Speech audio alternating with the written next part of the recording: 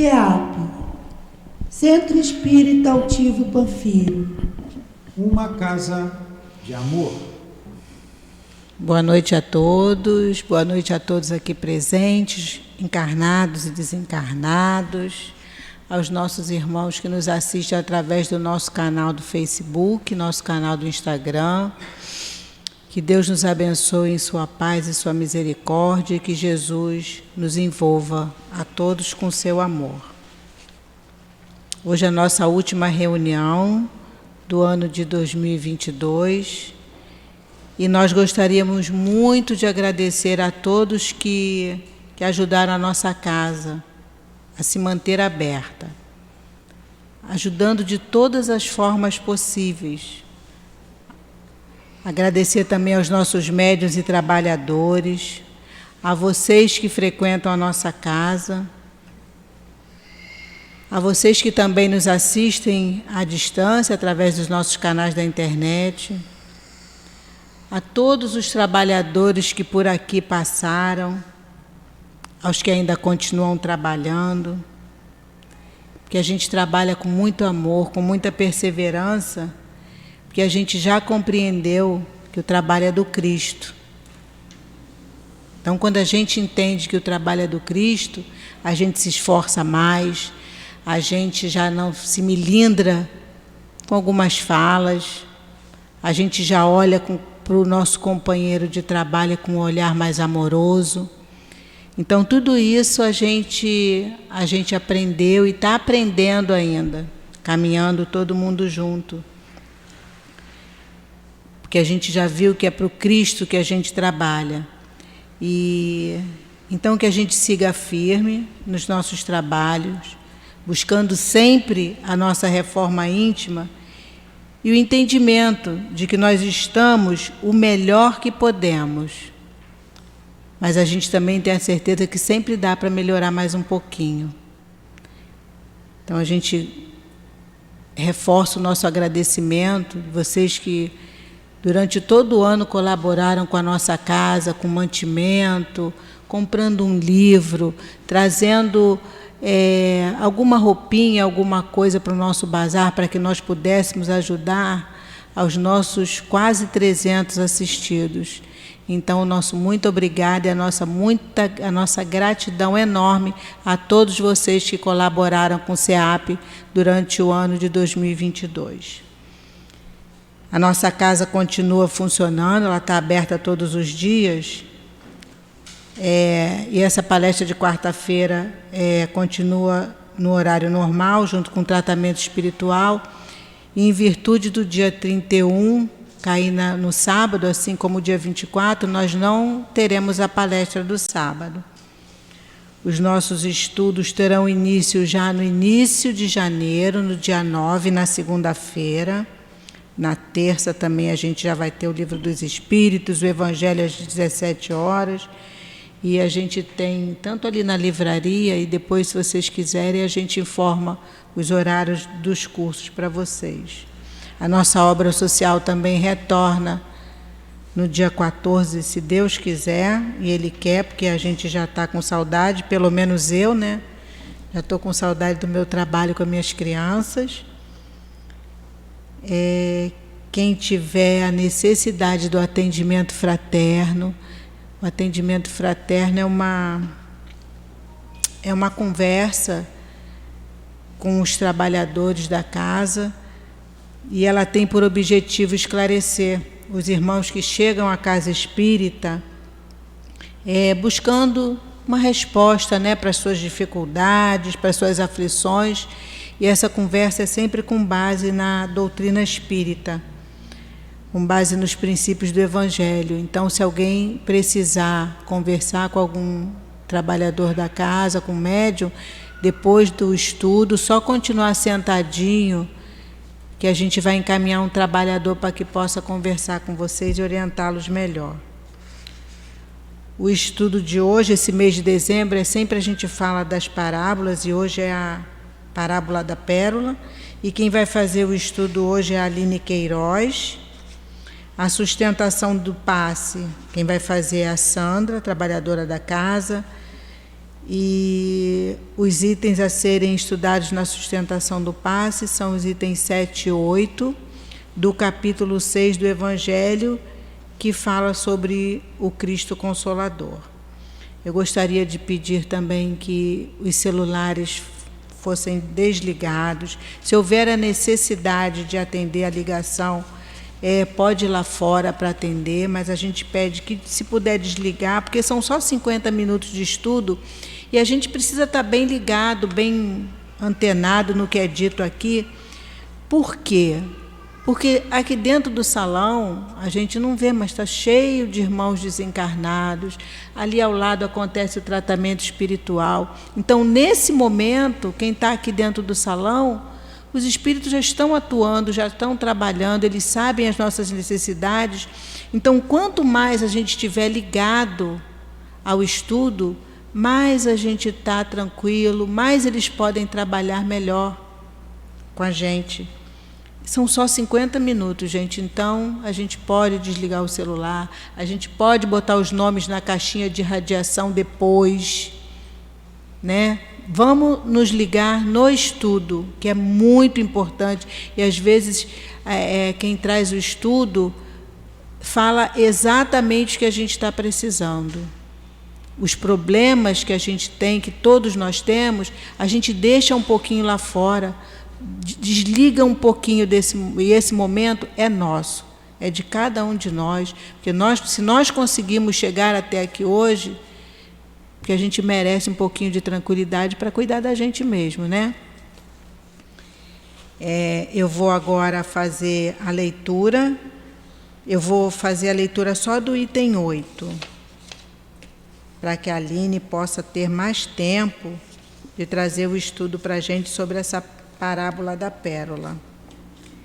Então, é o capítulo 6, eu vou ler o item 8 do Cristo Consolador, do capítulo 6 do Evangelho. E esse item 8 nos diz assim: Deus consola os humildes e dá força aos aflitos que imploram por ela. Seu poder cobre a terra inteiramente e por toda parte, ao lado de cada lágrima, ele colocou um bálsamo que consola.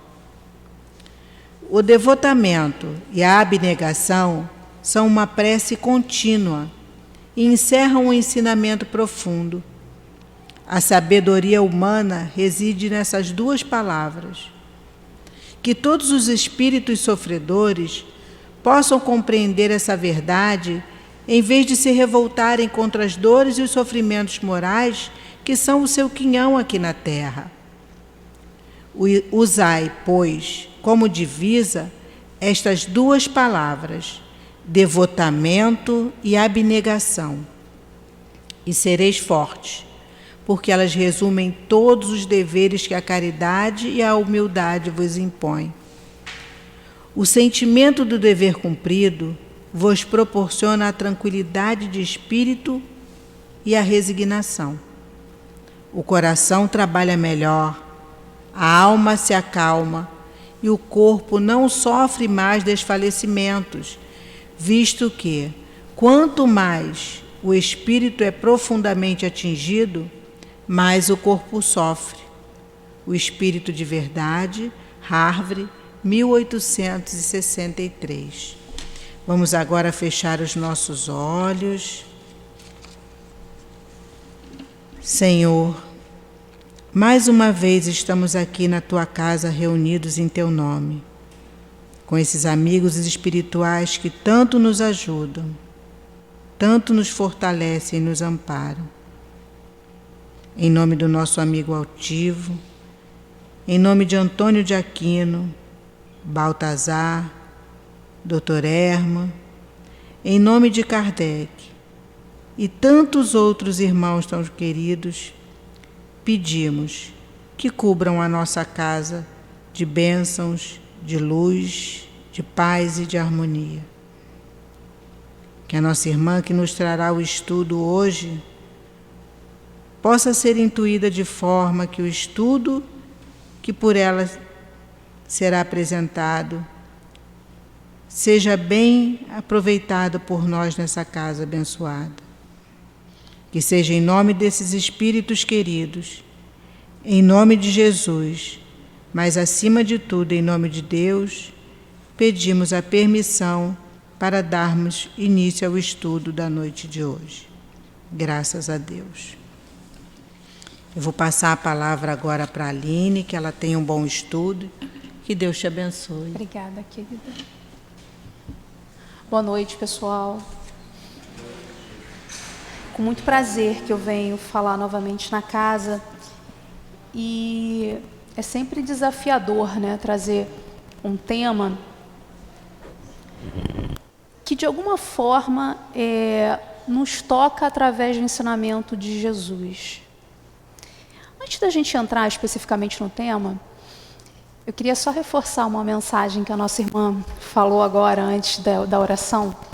O quanto que é desafiador a gente desconectar do celular, da vida, de tudo, e estar aqui por 50 minutos.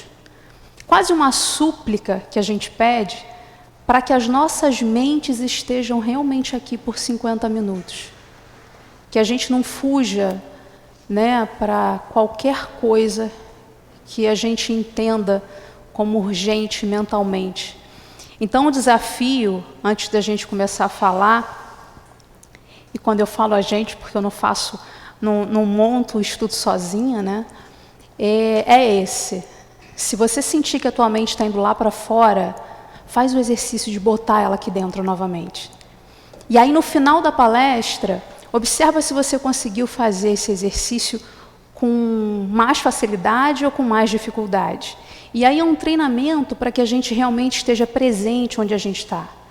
Né? Porque muitas vezes a gente está preocupado com uma questão que está lá fora, que vai acontecer ainda, e a gente não vive nada no hoje, é sempre no depois. Eu não estou no presente nunca, porque eu estou sempre um passo à frente. Então o desafio é que a gente esteja aqui realmente agora, nesse momento. E falar sobre os ensinamentos de Jesus é sempre enriquecedor. Jesus contava as suas histórias através das parábolas. E eu fazer uma pesquisa, eu cheguei num livro que é livro Estudos Espíritas do Evangelho, escrito por Teresinha de Oliveira, e ela faz diversas abordagens, e no capítulo 20 desse livro, ela começa explicando o que é uma parábola. Porque a gente sempre fala, né, são diversas parábolas, mas a gente muitas vezes não consegue entender o conceito por trás desse ensinamento. E ela fala o seguinte, que a parábola é uma narração alegórica que encerra doutrina moral. É uma história simbólica, Jesus fazia muito isso, né, trazendo esses ensinamentos, comparativa sob a qual se esconde uma verdade importante e que conclui por um preceito moral ou regra de conduta a ser seguida num caso determinado. E é interessante porque a gente pode observar que existem algumas vantagens de você levar um ensinamento moral dessa forma. Que vantagens seriam essas? Interessa e impressiona o ouvinte, porque quando você começa a contar uma história, se eu parar aqui para contar uma história, imagina que eu estou falando, de repente eu leio, sua cabeça vai lá para fora. E aí, se de repente eu paro e começo a contar uma história, 95% vai voltar para cá e vai prestar atenção. E se a história for interessante, vai querer chegar até o final para entender como é que era o enredo daquilo tudo, o que aconteceu. E era isso, Jesus era perfeito naquilo, né, de entregar esse conteúdo e chamava a atenção. Então, essa é uma vantagem. Interessa e impressiona aquele ouvinte. Facilita a compreensão mesmo de assuntos transcendentes. Porque a comparação supre as deficiências intelectuais do ouvinte, caso esse ouvinte tenha. Porque, de repente, você vai querer explicar algo tão complexo que, se você pegar a analogia numa história, o entendimento é muito mais fácil. E aí você consegue abranger esse ensinamento para várias pessoas. Permite dizer verdades que se de outro modo não seriam escutadas nem toleradas, principalmente por pessoas de autoridade. Era muito isso que Jesus fazia, porque você tinha muitas vezes, né, uma certa prepotência daquele ouvinte. Quem é você para falar isso? E de repente, na narrativa de uma história, você pegava a atenção daquele ouvinte e conseguia assim desenvolver aquilo que você pretendia, que era plantar uma semente de alguma ideia no coração do outro, se assim ele estivesse aberto para isso. Só que hoje a gente vai falar então de uma parábola, que é a parábola da pérola, que Jesus traz e, como todas as parábolas, tem todo um ensinamento por trás daquilo, né? Essa parábola, ela está lá em Mateus. E ela diz o seguinte, né? O reino dos céus é semelhante a um tesouro que, oculto no campo, foi achado e escondido por um homem, o qual, movido de gozo, foi vender tudo o que possuía e comprou aquele campo. Então, o reino dos céus é semelhante a um tesouro. Faz-se analogia dizendo que existe ali, então, um tesouro a ser compreendido e que pertence ao divino. O reino dos céus é semelhante a um negociante que buscava boas pérolas e, tendo achado uma de grande valor, foi vender tudo o que possuía e a comprou. O fato é que quem começa a comprar, então, essa pérola, que são as verdades vindas desse reino, começa a entender o mecanismo da vida. Começa a entender, como a gente fala aqui, quando a gente aprende, né, quando a gente vai adquirindo, à medida que a gente vai tendo conhecimento com a doutrina espírita, a gente vai entendendo que isso aqui tudo é passageiro. Porque uma notícia que eu tenho para dar a todos, nós vamos morrer. Isso a gente já sabe. O fato é, a gente vive como se não fosse. A gente vive como se fosse ficar aqui. Aqui não é o verdadeiro lar. Será que a gente já parou para pensar, mas com profundidade nisso, que eu estou aqui de passagem? Entende que eu falo isso? E, sim, claro, a gente está de passagem, porque nós somos espíritos, a gente está ocupando um corpo, e esse corpo ele é perecível e tal. Mas a gente pega a profundidade dessa ideia, a gente entende que realmente a gente está aqui de passagem. Uma frase, uma ideia que eu sempre gosto de entregar é essa, que de repente, na semana que vem, quando retornar, talvez assim, no burburinho, vamos falar, sabe aquela palestrante que estava falando lá? Ela morreu. E a gente, né, fica chocado, porque, nossa, como pode? Porque aí a gente vai baseando a saída desse lugar aqui, que é a Terra, por idade, por diversas outras questões que não tem nada a ver. Porque, afinal de contas, a gente cumpre um tempo aqui. Então, quando eu começo a ter essa pérola na mão, que são essas verdades do reino dos céus, de Deus, seja lá como a gente queira falar, eu começo a tentar entender o que eu tenho que fazer. De que forma eu preciso conduzir a minha vida? Eu passei por uma frase ontem, e como eu estava montando o estudo, eu já fiz um link dessa frase com tudo que eu ia falar aqui. A frase me tocou muito. Ela é simples, mas ela traz uma profunda reflexão, pelo menos trouxe para mim.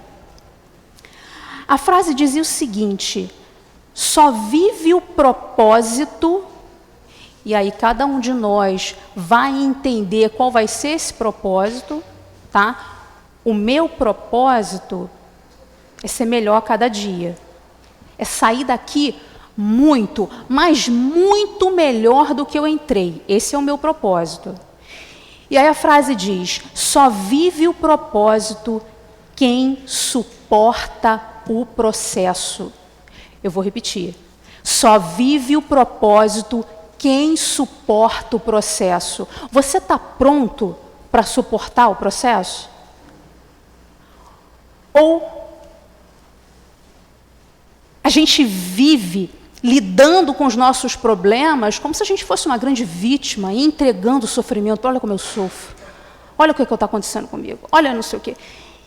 Se eu começo a entender que a partir do momento que eu encaro os meus problemas e as minhas dificuldades, entendendo que isso vai me fazer atingir o meu propósito, que é sair daqui melhor, olha como eu começo a olhar as minhas dificuldades de forma bem diferente. Afinal, só vive o propósito quem suporta o processo. E suportar o processo não é suportar com lamúria, com cansaço, praguejando a vida, Deus e etc. Aliás, aqui dentro do centro a gente não pragueja. A gente tenta exercitar, né, toda essa fé. Mas o fato é que no dia a dia que eu preciso entregar isso. E o que eu entrego no meu dia a dia? O que eu entrego no meu ambiente de trabalho? O que eu entrego no meu ambiente de casa quando eu tenho aquele parente difícil? Porque a vida vai me desafiando nessas situações. Aqui é muito mais fácil.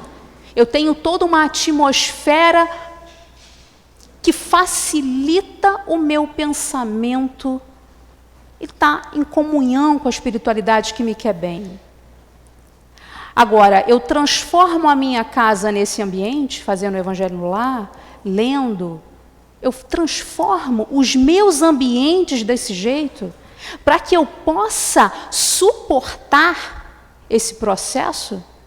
A gente quer andar sozinho, sabe? A gente quer andar sem amparo. Gente, Chico dizia que ele precisa orar o tempo todo, o dia inteiro. E a gente tem a pretensão de quê? Rezar quando? Rezar quantas vezes? Nenhuma? Fica muito mais difícil, fica quase impossível suportar esse processo sem a força que a espiritualidade é capaz de exercer sobre a nossa vida. E é interessante porque, fazendo o estudo, eu me deparei novamente com um trecho de um livro que eu trouxe aqui numa outra oportunidade, mas que, como eu me deparei com ele, eu achei interessante trazer, achei que não foi por acaso, e queria falar um pouquinho do que ele, a forma que ele traz o conteúdo. É um livro de André Luiz, Ação e Reação. E André Luiz, eu posso ler, eu posso reler o mesmo livro, não parece que eu estou sempre lendo pela primeira vez. Então eu convido que a gente comece a ler a obra de André Luiz, ou então recomece a ler, porque é fantástica, é impressionante. E olha, eu comecei a observar que quando eu estou em contato, e aí eu vou falar especificamente da obra dele, porque é uma obra que me toca muito. Quando eu estou em contato, lendo, eu me observo muito mais tolerante com as minhas dificuldades, sabe? Eu me observo muito mais, compreendendo muito mais o mecanismo do que está à minha volta. Eu sempre falo de uma dor que eu precisei enfrentar em algum momento na minha encarnação, que foi a dor de ver um homem que eu sou extremamente apaixonada, amo assim num nível, meu coração explode de amor, que foi o meu pai, que já desencarnou, e que no final da vida precisou passar por uma demência senil. O meu pai não me reconhecia. No dia que meu pai não me reconheceu mais, eu parei, analisei toda a situação. Eu posso confessar que eu chorei pouquíssimas vezes. Porque eu consegui, nessa situação, desenvolver um nível de confiança na divindade, confiança em tudo que rege a gente, e entender que se aquilo estava acontecendo, tinha um grande objetivo para acontecer. Então, hoje, quando eu olho o meu processo para trás e vejo a forma que eu consegui encarar essa situação, eu sinto que eu estou atingindo, né, aquele propósito que eu me coloquei, que é sair daqui melhor. Então, me deparando com esse livro de André Luiz, de Ação e Reação, é muito interessante, porque o mentor que está seguindo, que está levando o André para conhecer diversas histórias, ele chega num local, e nesse local ele quer entender como estavam acontecendo as obsessões ali, a obsessão de 2 espíritos, em específico a um rapaz que estava encarnado. André Luiz até se surpreende, porque em nenhum momento existe a vontade de dar sermão ou falar sobre o Evangelho. Não. O propósito era aprender. Ainda que aquele conhecimento estivesse sendo desviado pelo mal, o propósito era aprender com o obsessor. E é muito interessante que o obsessor chega para ele, para André Luiz e para o mentor daquele trabalho, e fala que para acompanhar aquele rapaz, ele precisava entender qual era o desejo central daquele espírito encarnado. O desejo central que movia aquele espírito encarnado era a vontade de adquirir bens cada vez mais. E existia ali uma vontade de obsediar aquele rapaz, porque eles queriam, na verdade, vingar, porque o pai daquele rapaz havia roubado e matado, assassinado, enfim, por isso que ele estava ali desencarnado, aquele obsessor.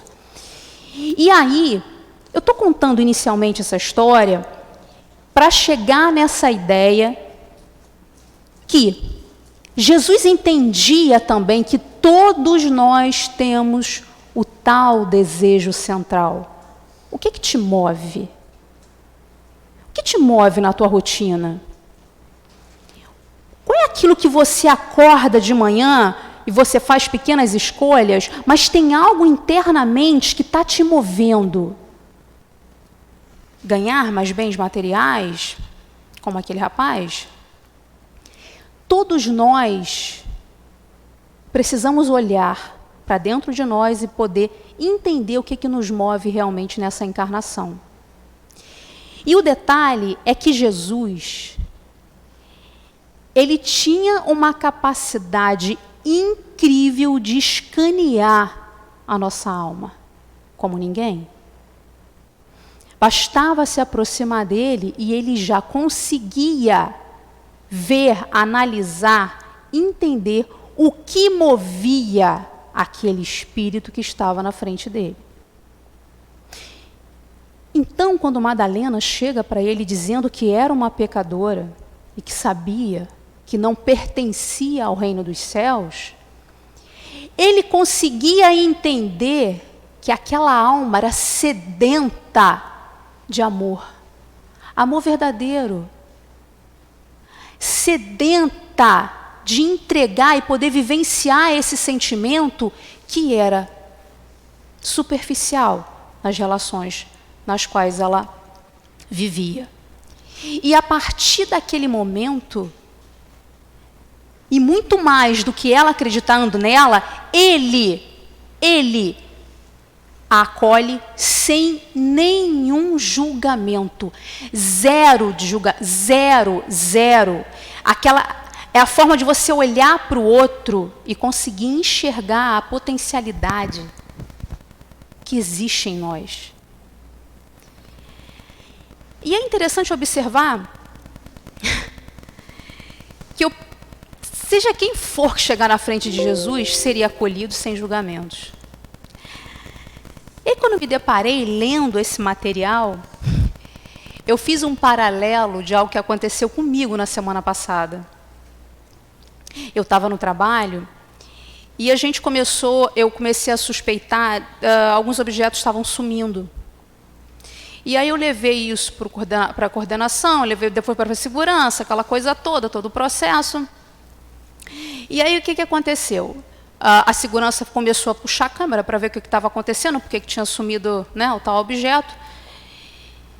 E sempre tinha uma pessoa que eu chego muito cedo e que sempre passa por mim, dá bom dia, eu dou um sorriso, dou bom dia. Às vezes ela fala das situações da vida dela e tal, rapidamente, etc. e tal. Ela também chega muito cedo. Qual não foi minha surpresa quando chegou para mim a imagem da câmera, que era ela quem estava pegando os tais objetos? Por que eu estou contando essa história? O que isso tem a ver com Jesus? Porque quando, no dia seguinte, eu vi a imagem num dia, no fim do dia, quando, não foi no dia seguinte, mas enfim, no outro dia que eu a encontrei lá na empresa, eu sorri para ela, eu dei bom dia para ela, mas internamente eu não era a mesma. Sabe, entende essa falta de julgamento de Jesus? Que eu não conseguia exercer? Porque eu internamente estava pensando, caramba, essa pessoa aqui está sorrindo para mim, mas ela, eu não posso deixar nada aqui em cima, porque de repente ela pode pegar. Eu não tenho nada a ver com as escolhas dela, mas eu tenho a ver com os meus sentimentos. E eu sou extremamente atenta a eles.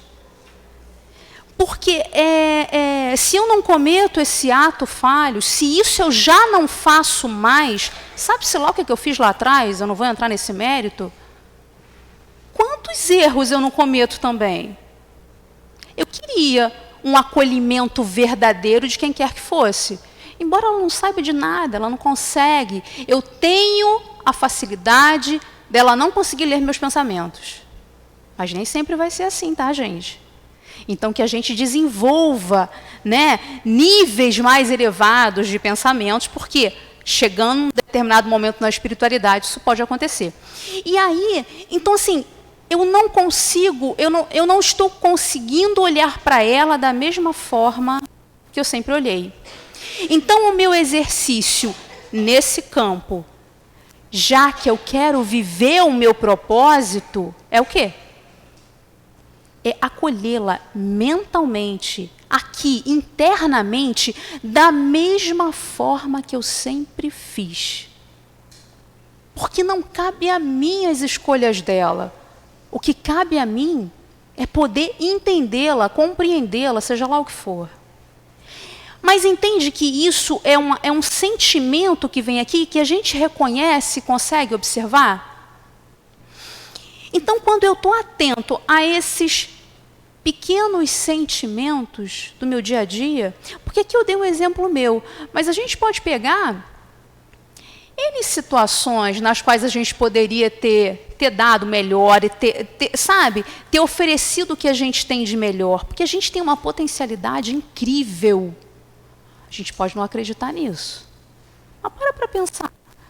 A gente foi criado num ato de puro amor. De alguém que de algo que é extremamente poderoso. A gente tem uma potencialidade que basta estar atento e poder exercitar. Tem uma passagem do Livro dos Espíritos que eu acho muito interessante. Eu até tirei aqui para a gente poder falar. Ele fala o seguinte, olha só, é lá na questão 919, quando Kardec pergunta aos espíritos superiores, né? Qual era o meio prático mais eficaz que tem o homem de se melhorar nessa vida e resistir à atração do mal? Então, Kardec queria saber, olha só, de que forma eu consigo melhorar, né, para resistir? Porque há todo tempo a gente está ali sendo influenciado, seja para o bem ou para o mal.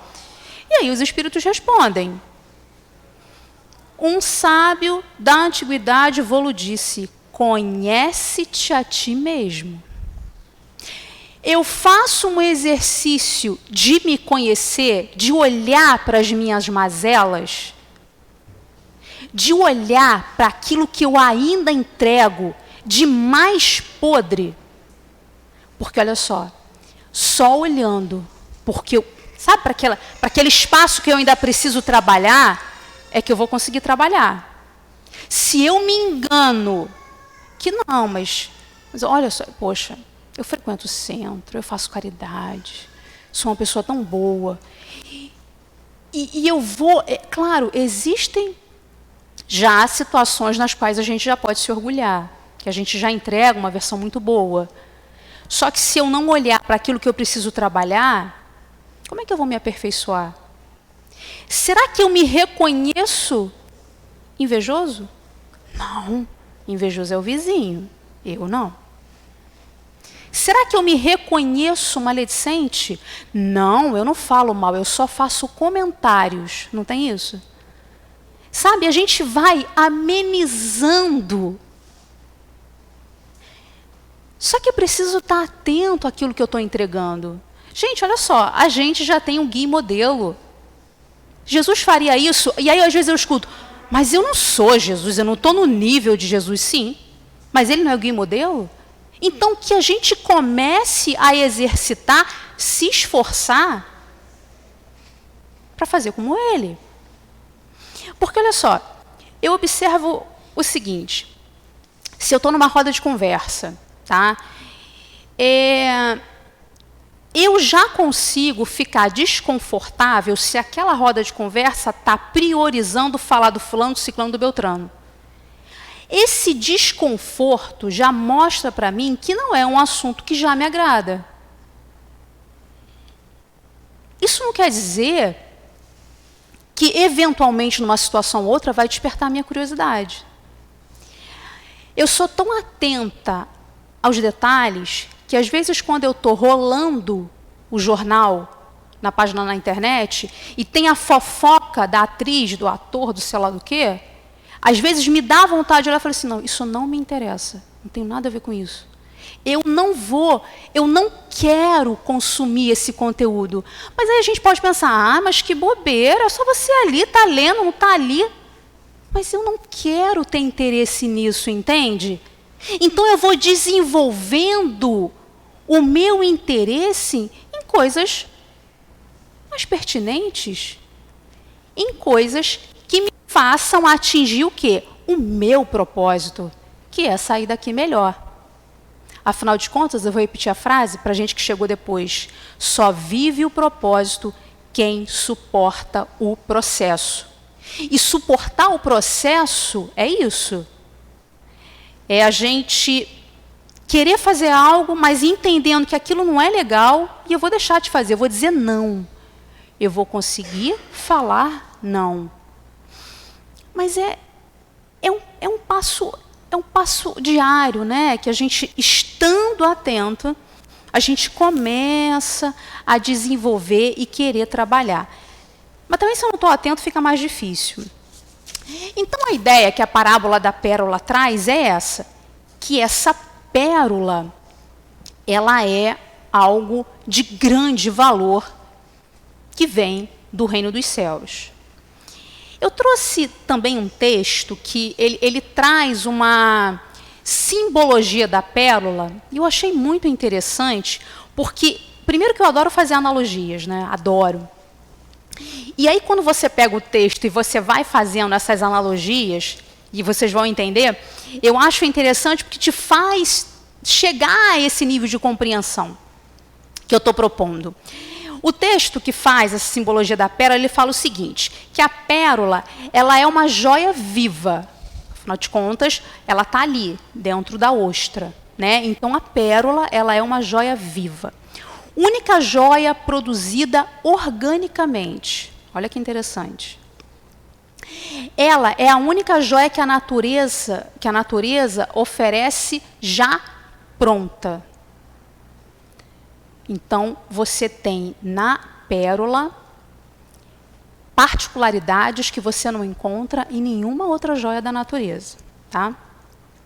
Ela não precisa de nenhum artesão, porque quando você abre a ostra, ela já está ali, pronta. Então, eu não preciso do artesão para lapidar, para colocar, para brilhar. Eu não preciso disso. Ela não é uma produção instantânea. Ela não é. Os ansiosos vão pirar. Porque, na verdade, ela tem todo um processo de composição gradual para que ela vá se formando. Como as nossas conquistas espirituais, elas não são instantâneas. Elas são graduais. E é preciso entender que a gente vai dando um passinho de cada vez. Mas é preciso andar. Então, ela é uma composição que vai gradualmente sendo construída. Ela pode levar, em média, de 3 até 20 anos para ser formada. Veja quanto é difícil e duro e árduo a gente ter essa transformação. E nós vivemos na era da ansiedade. Tudo é para ontem. Não é nem para, né? Tudo é para ontem e a gente não consegue esperar nada. Essa que é a verdade. Então, é preciso a gente refletir sobre isso. Então ela pode levar até 20 anos para se formar. Uma joia singular e não existe duas pérolas iguais. Não existe. São todas, são únicas. Ela é uma ferida cicatrizada. Como assim, Aline? Uma ferida cicatrizada. Porque, na verdade, quando a ostra está lá, esse molusco, né, ele está lá no mar, e entra um grãozinho de areia, ele se sente invadido e atacado. E aí, nesse processo de proteção, de burilamento, ali, a pérola se transforma, ele transforma aquele grãozinho de areia numa pérola e sai algo raro. Então, na verdade, ela é uma ferida cicatrizada. É um processo que aconteceu ali e que se transformou no final em algo belo. E a gente muitas vezes não quer passar pelo nosso processo duro, difícil, doído, porque dói. Ah, dói. Não é fácil olhar, por exemplo, para uma dor que eu pego, essa que eu dei o exemplo agora, de olhar o meu pai com demência senil. Ah, tá bom, se eu chorei não quer dizer que não foi difícil. Eu tentei colocar a minha fé sempre à frente no meu processo mental, mas era muito duro olhar aquele homem que eu sou simplesmente apaixonada, dele simplesmente me ignorar. Então, assim, dói, mas eu entendo, eu estava na construção da minha pérola, que é essa fé inabalável, independente do que aconteça. Dói. Então, é uma ferida cicatrizada. São frutos da dor. É a beleza que procede de dentro, uma vez que é produzida no interior de um molusco, que é essa ostra. Uma ostra vazia, por exemplo, ela não tem nenhum valor. Ela não passou por nenhuma dor, nenhuma dificuldade de transformar aquele grãozinho de areia numa pérola.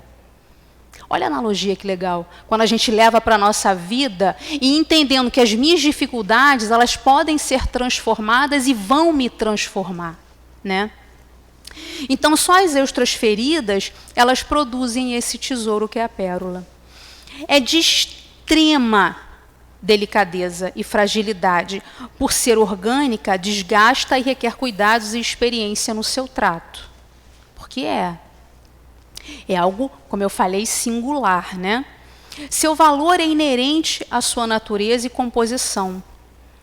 A que tiver mais naca, que é esse produto, né, mais conteúdo, mais vivência, será mais valiosa. Ou seja, então quer dizer, se eu sofrer muito mais, não que o sofrimento seja algo, eu preciso sofrer muito mais para conseguir conquistar algo maior. Não, é que à medida que eu vou entendendo que o meu sofrimento pode ser amenizado se eu colocar minha fé na frente, não importa o tamanho dele. Você pode até ter alguém que você é simplesmente apaixonado não te reconhecendo. Porque a fé tem que estar à frente disso, entende? A pérola, ela é um processo de defesa. É uma reação de sobrevivência do organismo ofendido. O símbolo da pérola fala da dor revestida de amor que se transforma em tesouro. E é verdade, né? Se transforma nessa pérola. Mas Jesus diz que não devemos lançá-las aos porcos, porque isso faz parte da parábola, ele fala. Os porcos não apreciam pérolas. Eles não distinguem-nas dos grãos de milho, por exemplo. Se você tacar um grão de milho, para ele não vai fazer diferença. Ele vai cheirar a pérola, para ela não tem valor nenhum, ele vai comer o milho. Então, o que ele quer dizer com isso? Se você já tem a capacidade de olhar essa pérola e entender o valor dela, entender o valor desse conhecimento que a gente tem com essa doutrina maravilhosa, você começa a pertencer àqueles que conseguem olhar a tal pérola e valorizar de uma forma que seja capaz de transformar a sua vida. Porque é isso, né? Porque, afinal de contas, se chega alguém aqui e começa a falar, toda semana eu vou para o centro, eu escuto as palestras, gosto muito, acho interessante, Já comprei o livro dos Espíritos e o Evangelho, eventualmente eu pego, eu leio, eu olho. Eu vou começar um curso também. O curso do livro dos Espíritos que eu quero entender melhor, porque às vezes eu leio a pergunta e nem consigo entender. Né? Então, assim, nossa, agora eu estou entendendo tudo. Já tem 2 anos, está perfeito. O que você está colocando na prática, aquilo que você está adquirindo na teoria? Porque, gente, o movimento é esse. O movimento é colocar na prática. Porque, sim, a teoria ela é importante, sem dúvida. Eu só com a teoria eu posso entregar isso tudo aqui para vocês. Mas, lembra, só vive o propósito quem suporta o processo? Eu quero o propósito de entregar não só a teoria, mas poder dar o exemplo do quanto que eu tento colocar a fé em Deus na frente das minhas dificuldades. Então, o desafio, ele muito mais do que a gente conseguir entender todas as questões e respostas do Livro dos Espíritos, é a gente conseguir colocar na prática. Aí é que vai fazer toda a diferença. Eu hoje não consigo fazer uma comparação de quem eu era antes da doutrina, porque foi muito lá atrás, eu comecei a contato com alguns livros de romance e comecei a ler, mas uma coisa eu posso afirmar, assim, com toda certeza do mundo, olhando para trás e tomando algumas decisões muito sérias, eu não tenho dúvida que se eu não fosse espírita, essas decisões elas seriam tomadas de forma bem diferente. Trariam outras consequências. Hoje, quando eu olho para trás, eu sinto orgulho de ter tomado aquelas decisões baseadas no conhecimento que eu tenho com a doutrina. Isso já é um indício que eu tomei uma decisão no caminho que eu deveria realmente tomar. Porque se olhasse para trás e sentisse um certo incômodo, seria questionável essa decisão que eu tomei lá atrás. Então, eu agradeço, embora tenha trazido toda uma dor em função dessas escolhas, olhar para trás e entender o quanto elas foram importantes, isso faz diferença, mas só com o conhecimento. Então, essa é a ideia, que a doutrina ela não fique que ela não fique na teoria, porque a prática é que faz a diferença no nosso dia a dia. E aí, falando dessa questão do autoconhecimento, eu trouxe um texto, na verdade é uma música, tá? Essa música é uma cantora, eu não a conheço, mas eu faço parte de um outro trabalho voluntário, e aí alguém trouxe essa música lá, para a gente fazer uma reflexão, fazer uma análise, né? E aí depois eu fui buscar essa pessoa que compôs a música, a letra, que escreveu a letra, né? E aí entendi toda a história dela. O nome dela é Flaira Ferro. Ela não é conhecida, pelo menos eu não a conhecia, mas a letra que ela escreveu é de uma profundidade, pelo menos para mim, e tem a ver com esse conhece-te a ti mesmo que a gente está falando. É claro que eu não vou cantar, não vou fazer isso com vocês, mas assim, eu trouxe a letra e eu queria que vocês prestassem atenção à forma que ela escreve e o quanto é difícil se entregar assim, se mostrar assim. Porque o fato, gente, é que é muito bom quando alguém faz uma ideia nossa, né, que eu sempre me incomodo quando às vezes as pessoas falam que a Aline é tão meiga. É tão curioso, porque quando a pessoa fala isso, eu sempre olho uma cena irritada minha, sabe? Em contraste com isso que a pessoa está dizendo. Na terapia eu aprendi que tudo bem, eu não sou a irritada e não sou a meiga. Eu tenho, né, hora, eu entrego hora uma situação, hora outra. E no meu propósito é poder entregar cada vez mais essa brandura. Tá difícil, tá? Mas eu estou tentando. E aí, a Flaira, ela escreveu essa letra, e já o título dessa música é Quero Me Curar de Mim. Então, assim, quero me curar de mim, porque eu tenho tantas mazelas ainda para entregar, e eu preciso me curar de mim. Então, para que isso aconteça, já começa o processo do autoconhecimento, né? E aí ela fala o seguinte: sou a maldade em crise.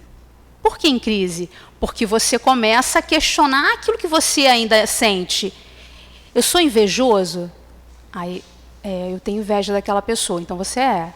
Eu não queria ser invejoso. Tá, mas você é ainda. Então você se reconhecer assim faz diferença para você o quê? Trabalhar isso em você, né? Então ela começa falando: eu sou a maldade em crise, tendo que reconhecer as fraquezas de um lado que nem todo mundo vê. Fiz em mim uma faxina e encontrei no meu umbigo o meu próprio inimigo, que adoece na rotina. Eu quero me curar de mim. Quero me curar de mim. O ser humano é esquisito, armadilha de si mesmo, fala de amor bonito e aponta o erro alheio, não é? Vim ao mundo em um só corpo, esse de 1,60 m. Devo a ele estar atenta, não posso mudar o outro. Eu quero me curar de mim. Vou pequena e pianinho fazer minhas orações. Eu me rendo da vaidade que destrói as relações. Para me encher do que importa, preciso me esvaziar. Minhas feras encarar, me reconhecer hipócrita. Como dói reconhecer as nossas falhas. Sou má, sou mentirosa, vaidosa e invejosa. Sou mesquinha, grão de areia, boba e preconceituosa. Sou carente, amostrada, dou sorriso e sou corrupta. Malandra, fofoqueira, moralista, interesseira. E dói me expor assim. Dói despir-se assim. Mas se eu não tiver coragem para enfrentar os meus defeitos, de que forma, de que jeito eu vou me curar de mim? Entende? Se a gente não tiver coragem, como? Ali tem um trecho que ela fala que ela é má, ela é mentirosa, ela é vaidosa, ela é invejosa. A gente pode não entregar inveja todo o tempo, mas nós somos invejosos. A gente pode não entregar mentira todo o tempo, mas nós somos mentirosos eventualmente. Então, se eu não reconheço essa minha parcela má, eu não trabalho ela, porque afinal de contas eu sou só a virtude. Entende? Então, quando eu me reconheço, como ela fala, se eu não tiver coragem para enfrentar os meus defeitos, de que forma, de que jeito eu vou me curar de mim? Não tem outro jeito, gente. A gente precisa se reconhecer assim. A gente precisa se olhar assim. E tem um detalhe muito importante que eu vou trazer. Quando a gente começa a fazer esse exercício, e aí eu vou trazer o exemplo de Paulo, que antes de ser Paulo era Saulo e fez todo aquele processo, né, matou muita gente, etc. e tal. Imaginem se Paulo, depois de sua transformação, de sua caminhada, de seu sofrimento, de entregar todo aquele conteúdo que ele tinha, riquíssimo, imagine se ele fosse tomado por culpa.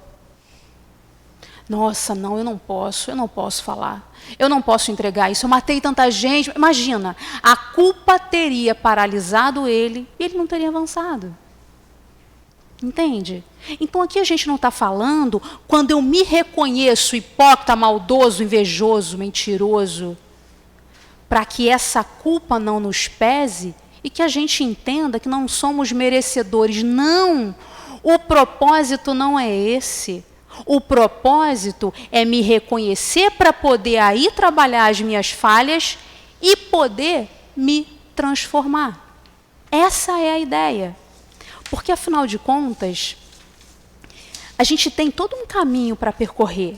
E esse caminho, ele é longo, mas ele é baseado em escolhas. Você escolhe o quê? Você não escolhe ser alguém melhor? Eu escolho. Mas, se você vive esse propósito de ser alguém melhor, você precisa suportar o processo.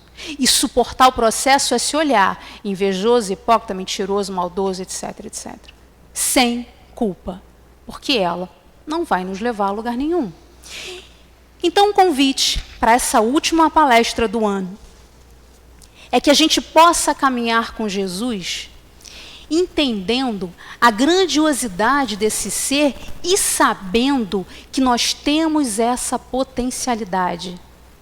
Porque, afinal de contas, nós somos criaturas de um ser que enviou Jesus para que traga todo esse ensinamento e que a gente possa sair melhor daqui. Então, a gente já tem a teoria, já tem o guia, o modelo, está tudo pronto. Só basta o quê? Suportar o processo. Um excelente 2023 para todos nós, gente. Obrigada.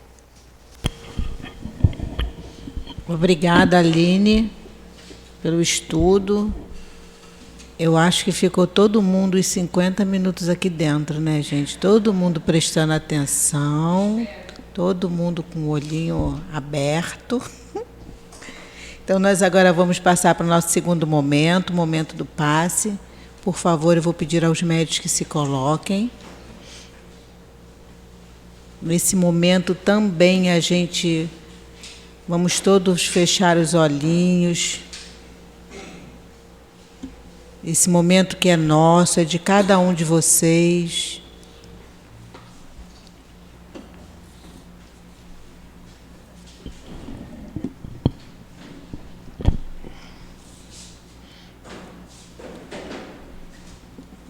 Doce Mestre Jesus, médico dos médicos, que nesse momento essa espiritualidade amiga, esses guias amorosos que dirigem os trabalhos na nossa casa, possam, através desses médiuns aqui presentes, nos transmitir esses fluidos salutares tão necessários ao nosso refazimento, nesse momento de amor e de carinho.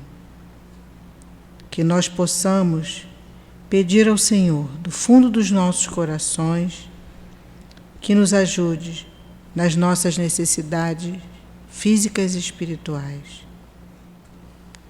Que seja em nome do Teu amor, Senhor, que te pedimos a permissão para iniciarmos os trabalhos do passe na noite de hoje. Graças a Deus.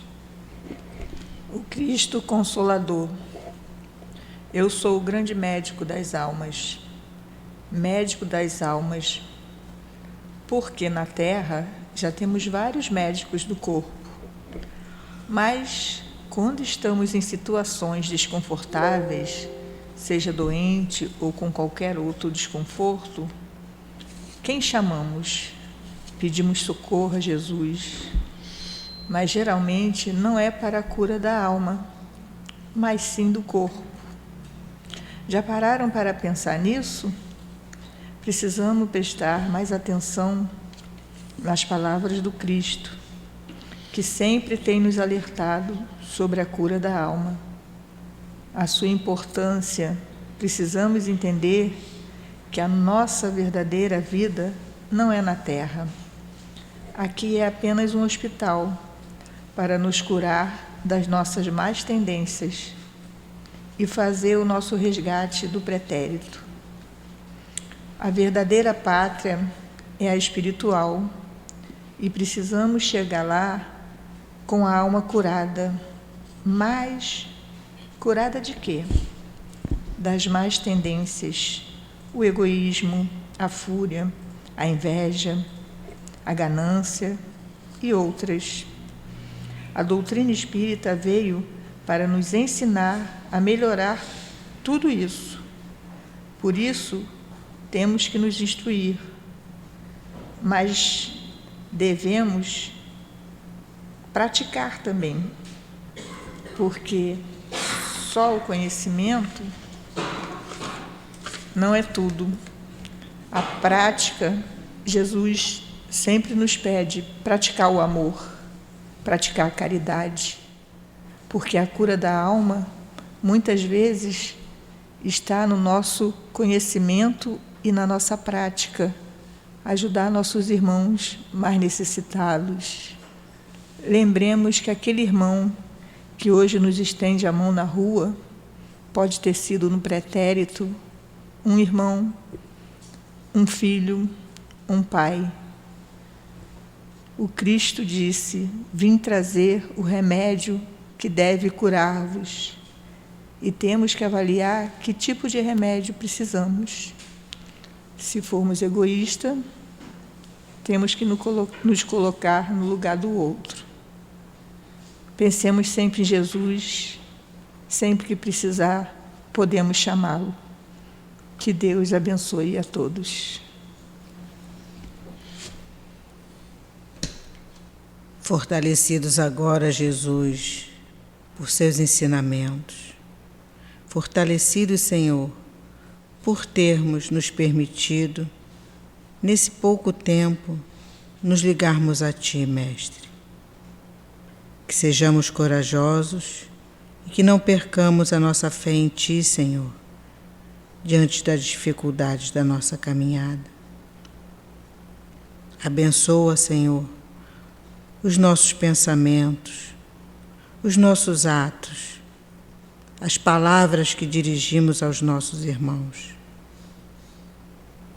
Que a nossa casa, Senhor, continue sendo um ponto de luz, onde nós, que aqui nos chegamos, encarnados e desencarnados, possamos encontrar, e já encontramos o esclarecimento, que nos ajuda a recobrar as forças para continuarmos a luta, pela nossa melhora e pelo nosso crescimento espiritual.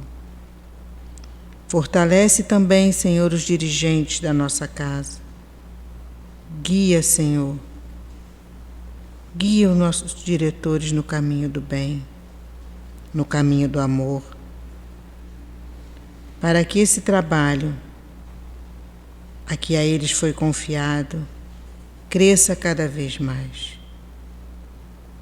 Que cada trabalhador dessa casa seja um trabalhador do Cristo e que por esse Cristo possamos também fazer o melhor. Nossa gratidão, Senhor, por tudo que recebemos de Ti durante esse ano e todos os dias. Que seja em nome do amor que temos por essa casa, em nome do amor desses espíritos que aqui trabalham, em nome do amor de Jesus por todos nós, mas pelo amor de Deus, agradecemos por mais um ano e pedimos assim, Senhor, continua conosco. Que nós possamos, Senhor, em nome desses irmãos queridos, o nosso querido Altivo, Baltazar, Dr. Herman, Antônio de Aquino, Bezerra de Menezes e todos esses espíritos tão amorosos, Senhor, que nos carregam durante a nossa caminhada aqui na Terra. A Ti, Jesus, mas acima de tudo, a Deus, nós pedimos permissão para encerrarmos o trabalho da nossa noite de hoje. Graças a Deus, Senhor.